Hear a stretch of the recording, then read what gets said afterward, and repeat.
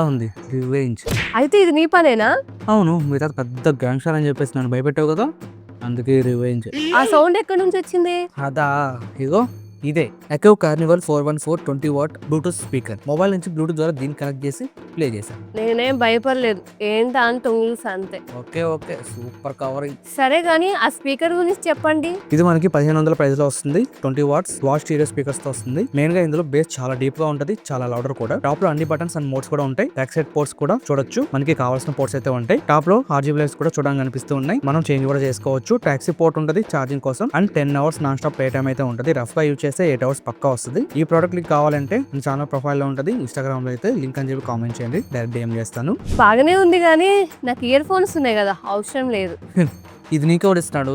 కొన్నది నా కోసం. ఈసారి రివెంజ్ అయితే మామూలుగా ఉండదు, చూసుకో.